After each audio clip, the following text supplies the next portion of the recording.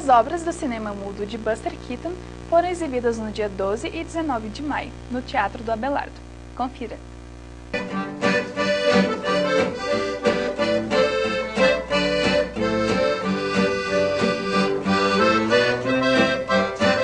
Já imaginou assistir filmes de cinema mudo do jeito que eram nos anos 20 com sonorização ao vivo?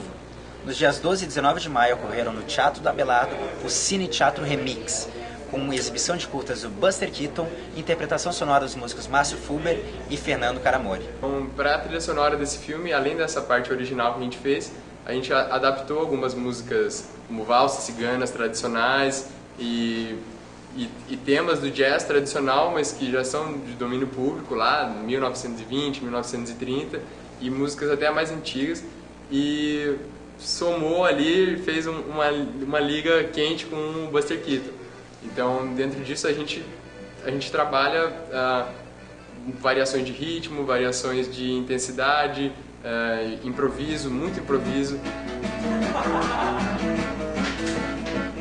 A gente acabou usando, então, além de composições autorais, algumas referências do jazz cigano, né, também conhecido como jazz manouche, assim como o Fernando falou, e um pouco de referência das músicas brasileiras, né? Um pouco por ser a nossa própria vivência musical, que nós dois temos essa pesquisa, né, do manouche, e um pouco também pela sensação do próprio filme, né? Porque esse tipo de som ele combina muito, ele é um som da época que o filme foi feito também. Esses filmes são da década de 20, o jazz manouche ele teve origem na década de 30, porém ele pegou elementos também do Dixieland, que é o jazz dos anos 20. Buscando novos olhares criativos a obras que já estejam em domínio público, o idealizador do evento, Joel Grigolo, vê no Cine Teatro Remix uma proposta política. Permitir que o público, e permitir que o músico, permitir que o artista, permitir que um VJ, etc., seja capaz de criar a partir disso, né? Isso é extremamente importante. Tu vê que o trabalho que o Fernando e o Márcio fizeram em cima do Buster Keaton. O Buster Keaton não foi escolhido por nada, por ser o nosso primeiro, nessa primeira edição do Cine Teatro Remix, ser o primeiro homenageado, né? Buster Keaton, se os irmãos Lumière criaram o cinema, se o Charlie Chaplin levou ele para as massas, o Buster Keaton transformou o cinema como nós conhecemos hoje. A apresentação sonorizou os curtas The Bolt e The Goat, o que atraiu fãs de Buster Keaton e de cinema em geral. Eu sou um ator e palhaço e ele é uma das minhas maiores inspirações, assim. Então,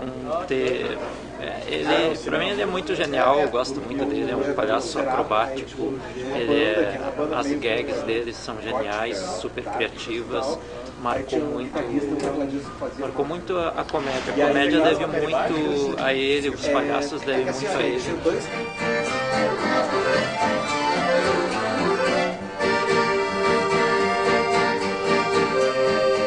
Essa experiência é bárbara, porque os músicos que estão fazendo essa trilha sonora e criando, eles são excelentes. Então fica muito verossímil, fica muito... Uma coisa complementa a outra.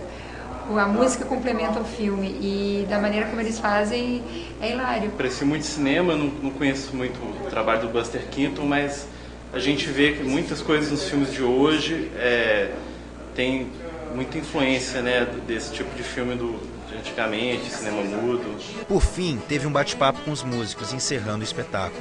O Cine Teatro Remix ainda ocorre mais 2 vezes, nos dias 9 e 16 de junho no Teatro do Abelardo.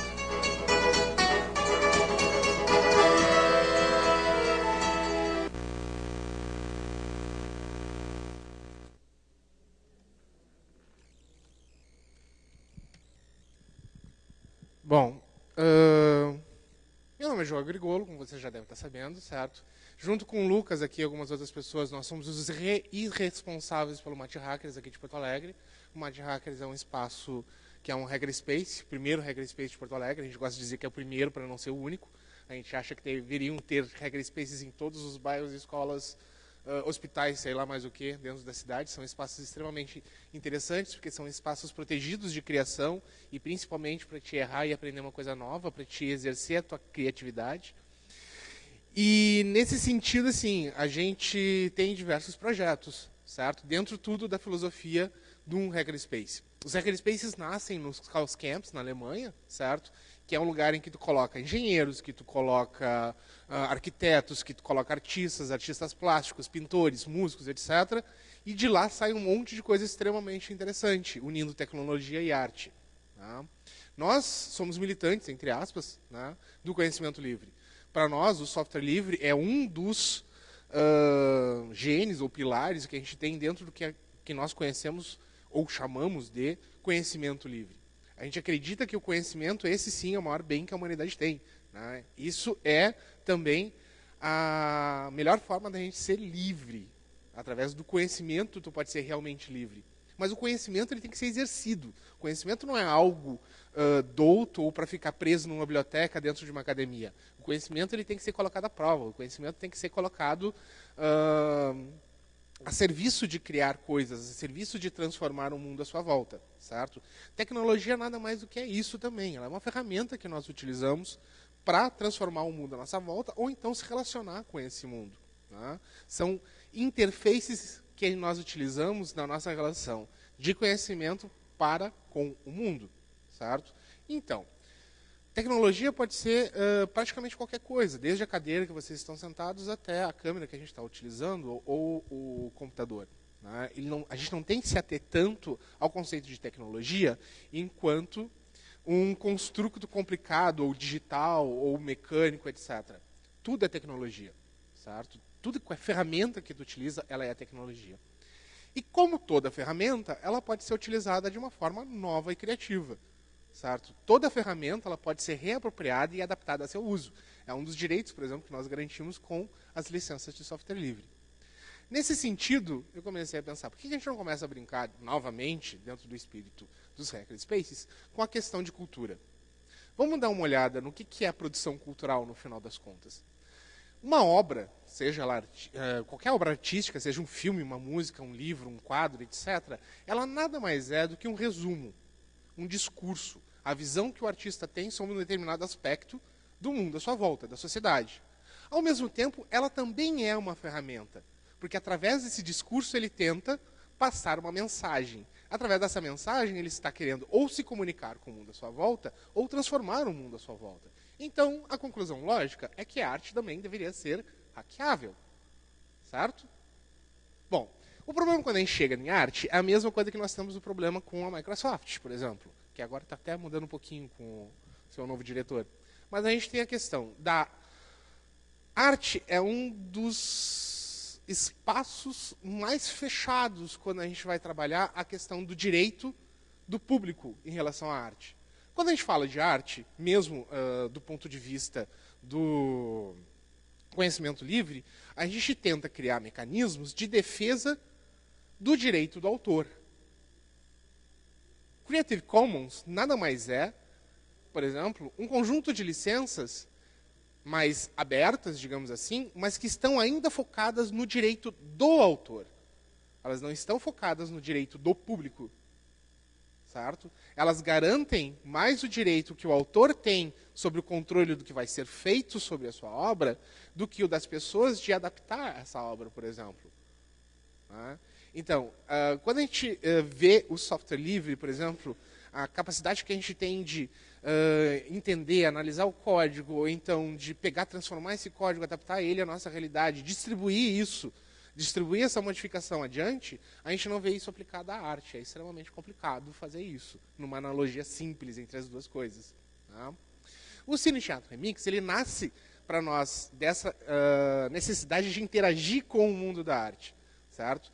Bom, um hackerspace ele se caracteriza por não ter nenhum interesse sobre o diploma que tu tem. Ele tem interesse sobre as coisas que tu sabe e aquilo que tu consegue se realizar de verdade. O hackerspace não está interessado em discursos, o hacker não está interessado em discurso.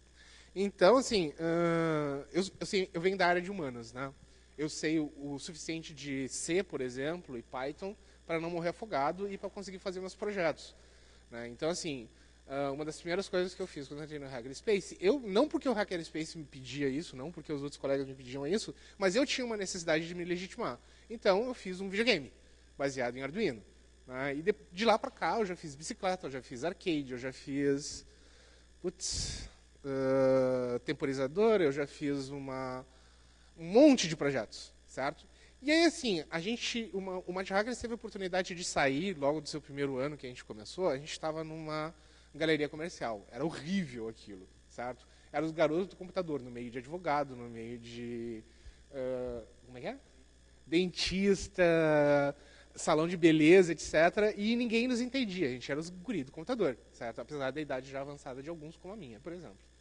Aí, assim, apareceu a oportunidade Vila Flores. Vila Flores, Complexo Cultural em Porto Alegre, abrindo, procurando os primeiros moradores, residentes para o espaço. A gente se atirou, a gente quer, né? Vamos para lá. A gente foi aceito, há 5 anos atrás a gente já foi aceito lá e começa, então, a participar de um espaço claramente cultural. Bom, a gente continua sendo garoto do computador, ninguém entende a gente, só que a gente está agora no meio de um bando de artistas. E com o discurso de, não, que a arte tem que ser livre, que a gente tem que ver as obras em domínio público, que a gente tem que lançar as obras em uma licença mais livre, que a gente tem que dar o direito das pessoas adaptarem a criação do artista. Que isso vai ser bom, que isso vai transformar a cultura, que isso vai criar um ambiente mais criativo, que isso vai fervilhar a produção, etc. E a gente ficava no discurso. Como é, então, o Regra Space, a gente tinha que fazer algo acontecer. Então a gente criou o Cine Teatro Remix. O Cine Teatro Remix, ele nasce da ideia de que a gente pode adaptar obras e criar uma nova versão dela, e isso te permite uma liberdade criativa. Certo? Então eu me aliei, entre aspas, com 2 músicos, né? O pessoal adaptou as obras, então a gente escolheu o Buster Keaton para começar. Certo? Buster Keaton, como eu estava dizendo ali, ele cria a linguagem do cinema como nós conhecemos hoje, certo? Desde Charlie Chan até Spielberg, todos eles pagam pau para a obra do Keaton, certo? Linguagem do cinema, filme do Avengers, coisa e tal, vocês vão ver cenas completas do Keaton se vocês olharem os filmes dele que já estão em domínio público. Tá? Então a gente escolheu ele para começar. Só que, assim, conversar com o jornalista é um saco, sabe? O jornalista, ele faz um resumão e coloca aquilo que ele quer da tua obra, no final das contas. Gente, não era simplesmente pegar um filme mudo e colocar música, certo? E não era no final tinha uma conversa. Tinha conversa no começo, tinha conversa no final. O público estava envolvido dentro da coisa, reinterpretando, discutindo a obra, discutindo a adaptação, propondo também. Então, assim, a experiência do Cine Teatro Remix foi extremamente rica no sentido de que não era algo dado pronto para o público simplesmente apreciar ela, certo? Mas se construiu dentro do próprio ato chamado espetáculo a questão que o público deveria interagir, intervir, né, na visão que as pessoas, eu e os 2 músicos, colocamos por sobre a obra. Né? Então, ela se aprofunda nesse sentido.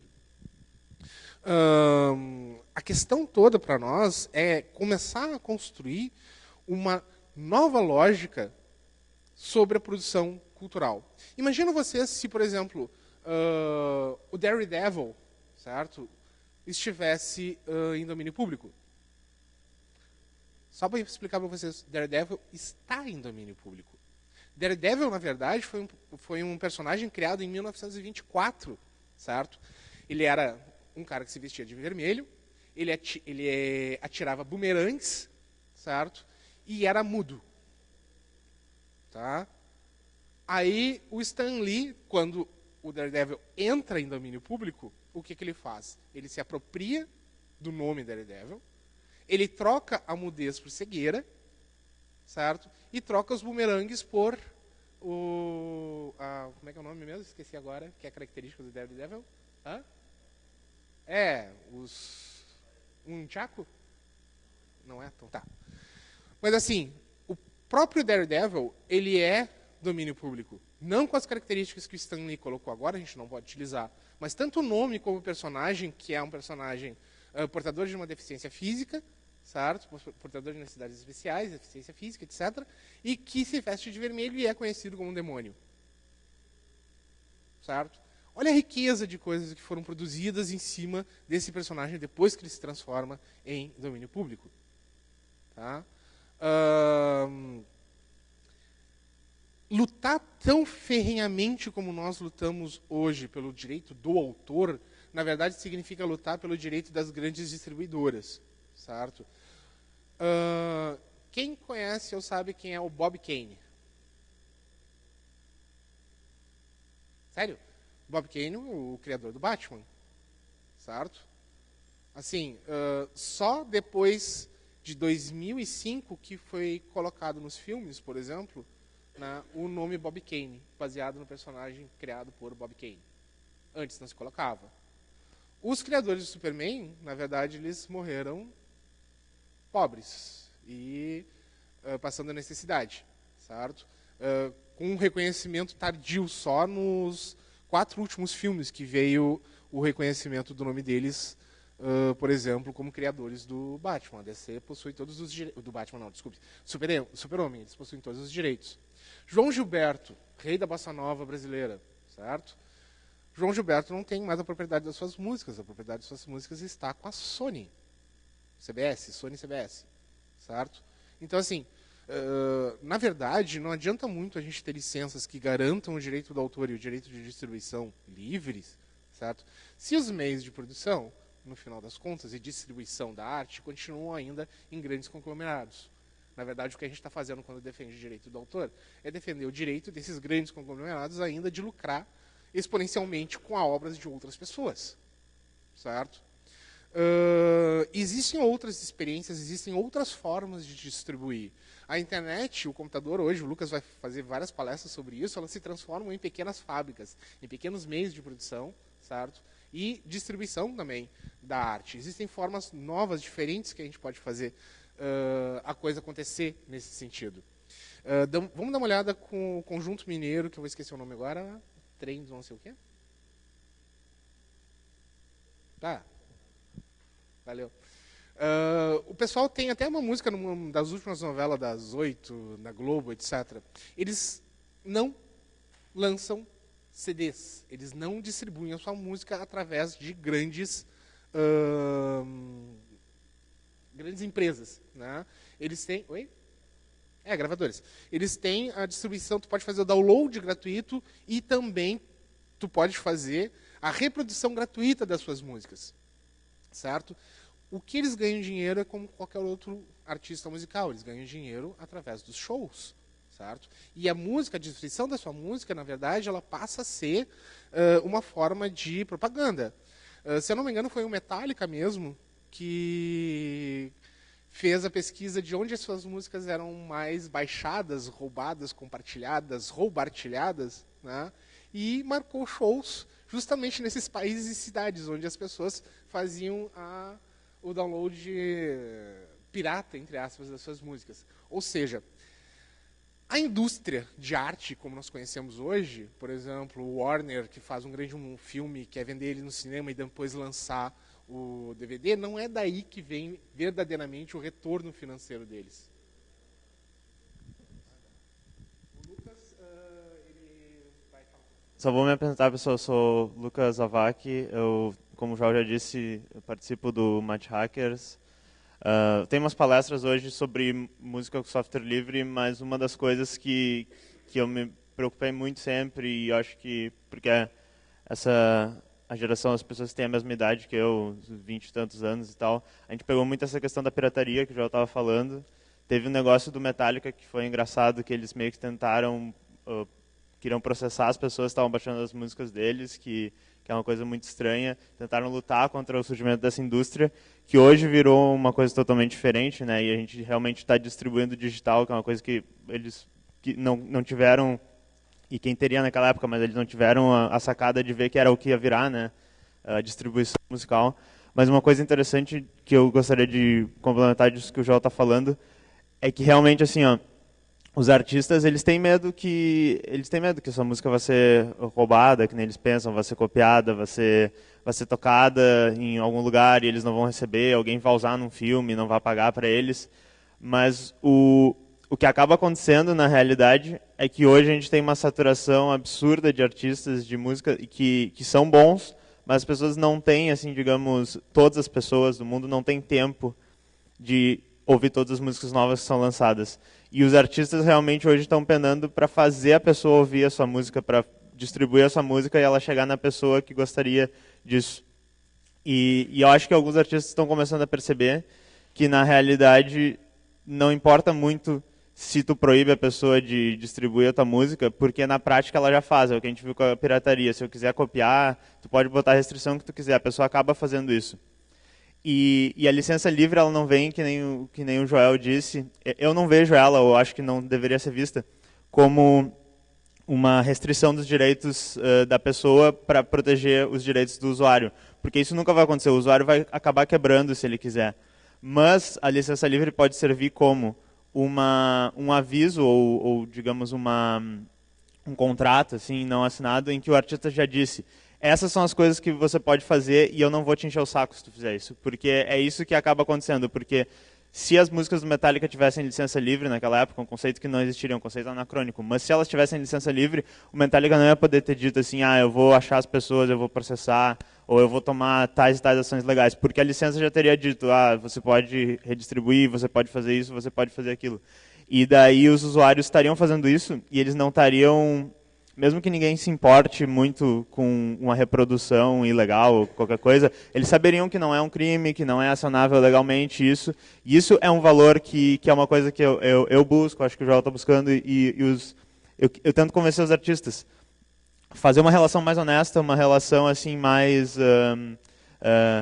que o Lawrence Lessig, que é um dos caras que criou o Creative Commons, fala, tirar uma corrupção que a gente tem nesse sistema, porque tu está sempre fazendo a coisa errada. Tu acha que não é a coisa errada, mas o sistema está dizendo: não, tu não poderia fazer isso, não pode fazer isso, mas as pessoas querem fazer essas coisas e não são assim, digamos, não é o fim do mundo. A gente viu que a indústria não colapsou porque os artistas fazem isso. Só para puxar mais um exemplo antes de eu acabar. Recentemente a gente tem o processo do Ed Sheeran sendo processado pelo Marvin Gaye, eu acho, não Marvin Gaye, o compositor de uma música, porque ele basicamente compôs uma música muito parecida. Mas o muito parecida é a chave, porque é basicamente uma música com o ritmo muito parecido, com a linha de baixo muito parecida e com uma sequência de acordes muito parecida. Mas o parecido é gigante aí. Porque eles basicamente estão dizendo assim, um estilo de música, uma maneira de fazer música é desse autor, é desse compositor. E isso, se tivesse acontecido antes, poderia ter invalidado, por exemplo, o desenvolvimento do jazz, o desenvolvimento do blues, o desenvolvimento do próprio rock, que é basicamente uma fórmula repetida milhões de vezes com pequenas variações. E se esse processo for perdido, o Ed Sheeran tiver que pagar um dinheiro, eu não estou nem aí para o Ed Sheeran, tipo, ele é até um bom artista, mas não é isso que é importante. O que é importante é que agora as produtoras, gravadoras, que têm milhões de músicas que são propriedade deles, porque eles fazem um contrato com os artistas, têm um conjunto de músicas ali que eles vão ver: nossa, isso daqui está muito parecido, mas e eu vou processar para essa pessoa, mas por que está parecido? É porque é uma guitarra pesada, tocada num BPM de 150 batidas por minuto, com, sei lá, sabe, esse padrão aqui de ritmo. E isso é o que eu vou processar as pessoas. E quem curte um pouco de música sabe que quando tu vai indo para os estilos cada vez mais específicos, são fórmulas, são coisas repetidas ali que cada artista bota a sua interpretação, né? Então, assim, só recapitulando, eu vou parar, essa coisa, as licenças livres e esse movimento todo, ele não é para dar mais direitos para o autor, ele não é para dar menos direitos para o autor, mas ele é para fazer um contrato mais honesto entre o autor e o consumidor sobre realmente o que a gente espera um do outro. E se o artista não está afim de processar as pessoas porque elas vão estar usando essa música do jeito que ele não gosta, se ele acha que não é legal fazer isso, que eu acho que a maioria dos artistas se liga que isso não é legal, processar os fãs, deveria pensar duas vezes em realmente tomar parte desse sistema e continuar pensando dessa maneira, porque é isso basicamente que esse sistema faz, ele te permite fazer isso, ele não te permite ter essa relação que o Joel estava explicando de criação e troca com as pessoas que curtem o teu trabalho. Então é isso, e eu tenho várias palestras sobre música, vocês podem ver durante a tarde. Então, assim, eu sou um pouco mais radical que o Lucas. Eu estou propondo muito mais radicalmente que o Lucas. Tá? Conhecem Isaac Asimov, certo? Isaac Asimov cria as 3 leis da robótica. Tá? Em primeiro lugar, a primeira lei, um robô não pode machucar um ser humano. Certo? Em segundo lugar, um robô deve obedecer ao ser humano. E, em terceiro lugar, o robô deve zelar a si mesmo, desde que não entre em contradição com a primeira e a segunda lei. Certo? As 3 leis da robótica, há muitos já saíram dos livros do Isaac Asimov. Tu consegue ver as 3 leis da robótica no filme da Marvel, tu consegue ver na NASA, tu consegue ver no MIT, tu consegue ver em várias obras. Imagina se o Asimov resolvesse processar todo mundo que utilizou as 3 leis da robótica. As 3 leis da robótica é a base central dos livros do Asimov, certo? A relação rompendo com...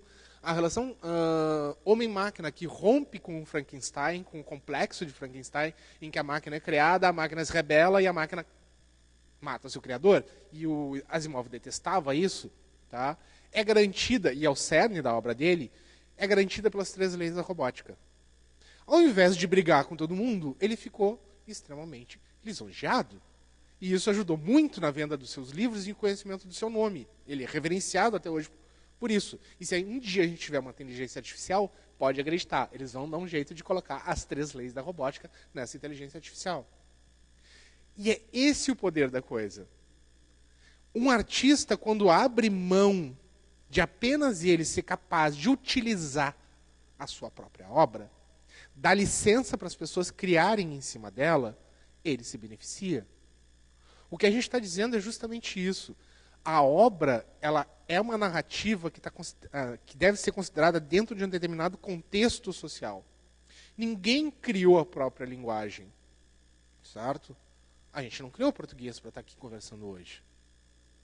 Eu não criei o computador, eu não criei a máquina de escrever, eu não criei um editor de texto, eu não criei a Jornada do Herói, por exemplo, que é uma das narrativas mais comuns, eu não criei os grandes clássicos. Olha Pinóquio, por exemplo, e olha aquele filme idiota, o IA, do Kubrick com o Spielberg. Ele é a fábula do Pinóquio. Praticamente todos os livros e filmes modernos vocês vão ver traços, né, do que são as narrativas greco-romanas, certo? Então, para quem que eles vão pagar royalty? Para quem que a gente deve pagar royalty quando fala português, ou inglês, ou francês, ou qualquer outra língua? Para quem que a gente vai pagar royalty quando a gente está fazendo uma história que é a narrativa do herói? A gente tem arquétipos que são já universais, e em cima deles nós construímos, certo? A civilização como nós conhecemos hoje, ela se coloca no ombro, certo, de quem veio antes da gente. Espaços onde o conhecimento flui livremente são espaços mais criativos. A gente acredita isso piamente, por exemplo, para a tecnologia da informação. A gente acredita piamente isso na ciência. A ciência é construída na capacidade que tu tem de publicizar os resultados que tu teve. E, principalmente, de garantir aos outros a falseabilidade dos teus resultados. Isso significa que tu dá os elementos para que o teu resultado possa ser testado e negado. Né? Então, se tanto na área da ciência quanto na área da tecnologia nós conseguimos perceber que se a gente abrir o conhecimento, se a gente liberar o código, se a gente explicar como é que ele é feito, se a gente der licença para as outras pessoas produzirem e criarem em cima dele, adaptarem à sua necessidade e transformarem isso em algo novo, por que que na área da cultura não pode ou não deve ser semelhante? Eu digo justamente o contrário. A gente deve liberar a cultura. A gente deve ter a possibilidade de criar. Imagina, por exemplo, George Lucas tivesse liberado o Star Wars ao invés de colocar ele sob domínio da Disney. Provavelmente aquele filme que é O Povo contra George Lucas, certo? Já viram? People Against George Lucas? Não? Vejam, é muito interessante. É a raiva que os fãs têm do próprio criador da obra que eles adoram. Tá? É hilário o filme, é feito na forma de um documentário, mostrando desde o lançamento do primeiro Star Wars ao último Star Wars na época, que foi o Phantom Menace, certo? A relação de amor e ódio que as pessoas têm para com o George Lucas e para com a obra que ele cria. Tá? Agora é o seguinte, imagina que todos aqueles fanfics, por exemplo, pudessem ser licenciados ou transformados em algo que tu pudesse estar distribuindo livremente, sem medo da Disney ou do George Lucas virem atrás de ti. Olha a riqueza de produtos que existem em torno, né, de produtos locais. Gente que adapta, por exemplo, Star Wars para a cultura indiana. Gente que adapta Star Wars dentro da lógica do Tibete, por exemplo. Certo? Isso é extremamente interessante. A capacidade que as pessoas têm de ver a sua própria cultura colocada em outro universo. Isso aproxima a obra das pessoas. Olha o universo Star Trek. A Paramount é muito mais permissiva do que a Disney nesse sentido. E eu estou incomodando um monte a coitada da guria, trocando toda hora o foco da câmera, porque me mexo para tudo que é lado. Tá, desculpa, vou ficar quietinho aqui. Então, olha a Paramount com a franquia do Star Trek, certo? Entrem no YouTube e coloquem lá Star Trek. Cara, tem mais de 100 filmes de excelente qualidade. Inclusive, em 2009, foi feito um Kickstarter, né? Foi feito um crowdfunding para fazer o filme que relatava a Primeira Guerra contra os Klingons, com atores extremamente conhecidos já da série, certo? Mas não era a Paramount que estava fazendo, eram fãs que estavam fazendo. E produziram uma obra muito boa, que foi, inclusive, inserida na Discovery, que é a última série de televisão feita em cima da franquia. Ou seja, um fanfic acabou virando canon dentro do universo de uma franquia. Isso mostra a criatividade, isso mostra as possibilidades que tu tem quando tu libera o código-fonte, né, de uma obra, certo? Sherlock Holmes. Sherlock Holmes, eu tenho o Code, por exemplo. Né? Dentro do Code eu tenho alguma série de coisas que eu não vou falar aqui, que me permitem ver séries do mundo inteiro que não estão à disposição em nenhum canal. Né? Por exemplo, na Rússia existem mais de 5 séries de Sherlock Holmes. Enquanto aqui a gente só conhece a da BBC, por exemplo, e a da CBS. Né? Frankenstein, além das séries que a gente conhece feitas pela Amazon, HBO e Netflix, na Noruega tem 2 séries do Frankenstein extremamente interessantes. E por que isso é possível? Porque elas são obras que estão em domínio público, obras que podem ser readaptadas. Ver Frankenstein colocado dentro da Rússia stalinista é completamente surreal para mim, mas ao mesmo tempo muito interessante, muito divertido, certo? Então, essas possibilidades que nós estamos querendo construir. A gente está falando para o autor o seguinte: olha, tu não está abrindo mão, certo? O que tu está fazendo é distribuindo a tua obra de uma outra forma. O que tu está fazendo é construindo uma comunidade. Quem abre um código para o seu software sabe muito bem a necessidade que é a comunidade para que esse software seja aceito e ele tenha continuidade no seu desenvolvimento. Todo mundo sabe que o Arduino não seria nada, absolutamente nada, sem a sua comunidade. Ele seria um projetinho perdido dentro de uma gaveta num instituto de design italiano, certo? Sem a comunidade, o Arduino não teria seus 83 milhões de códigos hoje distribuídos livremente na rede. Eles não teriam uma indústria multimilionária, certo, nas mãos. Seria impossível para eles. O que eu digo é o seguinte: o pequeno artista, nós que estamos começando, ou que nem tem interesse de ser artista, mas tem interesse de passar uma mensagem, de construir uma obra, ou simplesmente de se divertir fazendo alguma coisa nesse sentido, tá? A sua grande chance é literalmente libera a tua obra.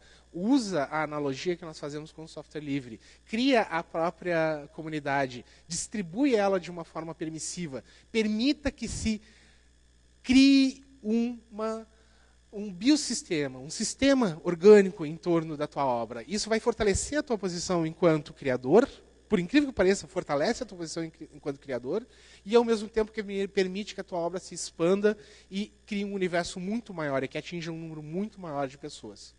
Eu acho que era isso que eu tinha para falar.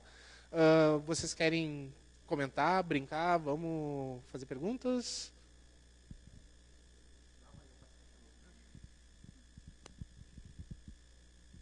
Comentar assim, mas só para jogar mais lenha na fogueira da discussão.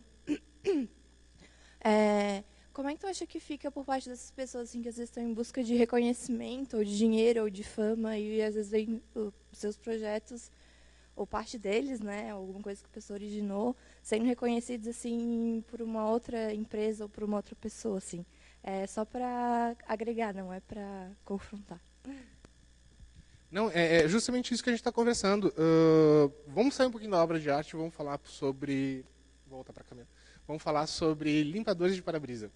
Tá? Não existia um limpador de para-brisa.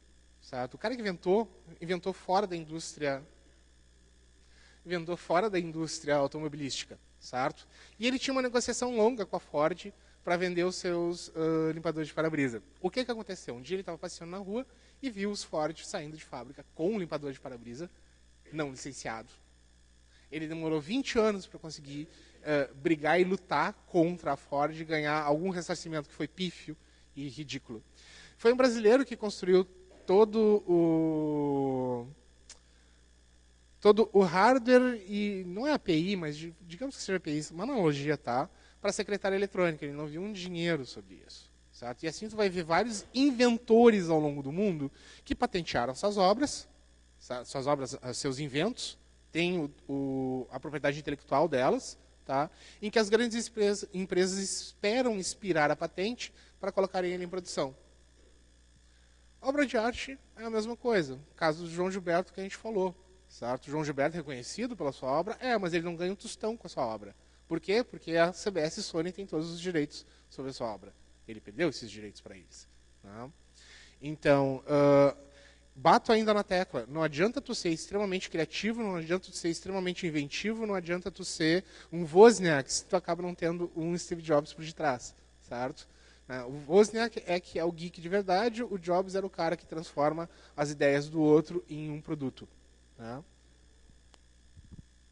Vendo de uma maneira assim mais pragmática, uma coisa que o que o Joel falou está certo, que basicamente o contra-argumento do Joel é que o sistema que a gente tem hoje para proteger a propriedade falha em diversos casos, né?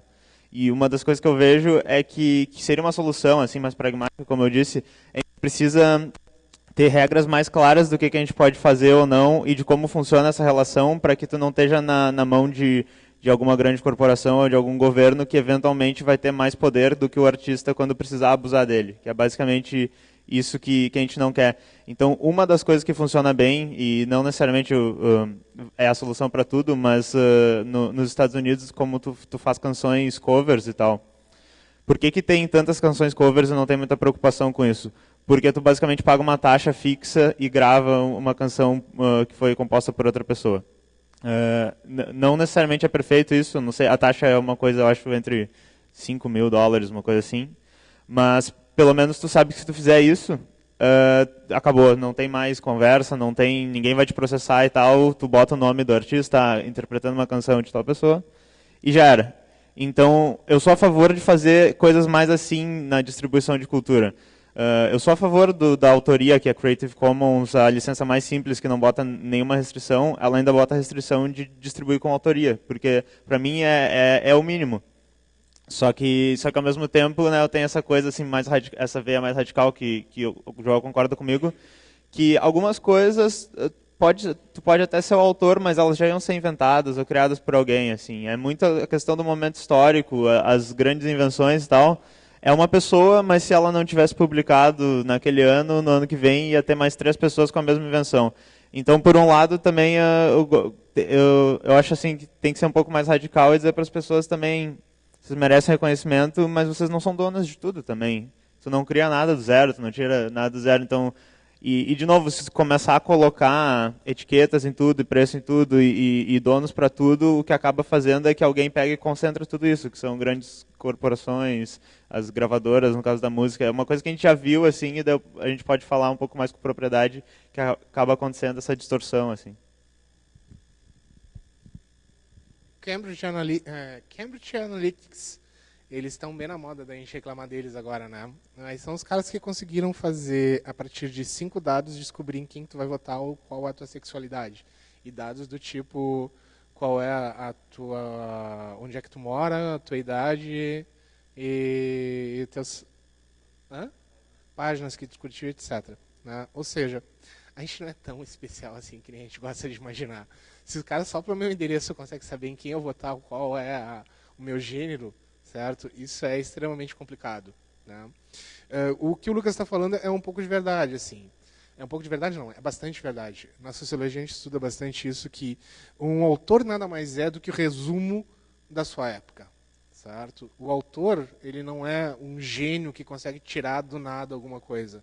Ele é o cara que consegue resumir os anseios, a interpretação, etc., ou dar uma lógica por uma determinada situação que é aceita em conjunto pela sociedade, certo?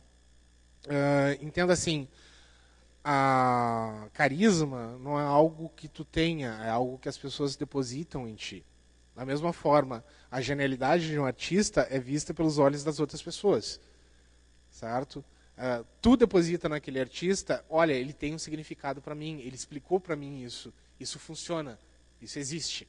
Né? E é o público que faz isso, não é o artista em si que faz isso, certo? O artista ele pode ser aquilo que nós conhecemos como um conduíte, certo? De uma determinada lógica, de uma determinada compreensão do que é um momento histórico, certo? Não pode existir um Goethe, por exemplo, sem um momento histórico da Alemanha. Não tem como existir um Elvis Presley sem tudo que aconteceu nos Estados Unidos e na Inglaterra durante aquele período. Tá? Eles são frutos de um determinado conjunto de forças e momentos históricos, certo?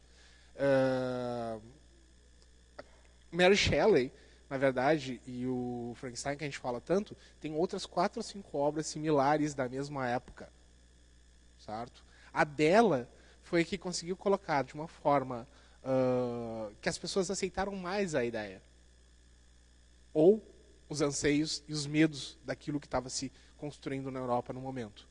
Né? Toda a mística que estava sendo dentro do que a gente hoje conhece como o princípio da ciência, medicina, etc.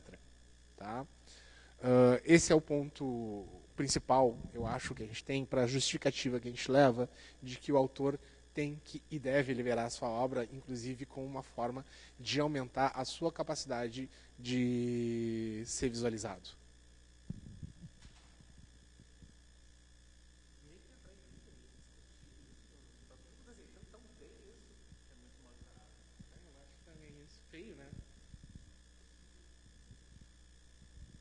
Eu vou nesse sentido também, só para dar uma colorada no debate e tal. Mas eu fiquei pensando no que ela falou e também como eu acho que a gente esse negócio do reconhecimento, que se a gente transforma alguma coisa em arte, mesmo que já tenha, talvez não seja sei lá, uma outra pessoa aqui dentro, que a gente é um plural, que quer um reconhecimento e quer existir, e não existir é difícil. Ver a gente como um vazio, sei lá, ou mais alguma coisa que não é especial, não sei, nesse sentido. Não sei se ajudou muito, mas só um...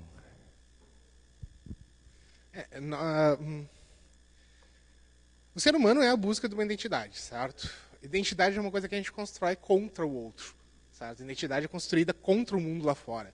A primeira identidade que tu tem é, bom, eu não sou minha mãe, que saco. Tá? O mundo aqui é muito pior e eu vou ter que me virar a partir de agora.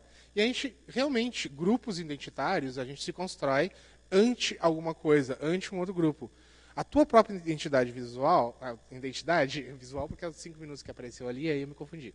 Mas assim, a tua própria identidade, ela é construída contra o mundo à tua volta. Eu não sou o mundo, a minha barreira está aqui, acabou aqui, ó. Esse sou eu, tá? Só que tu não tem nenhum controle sobre isso.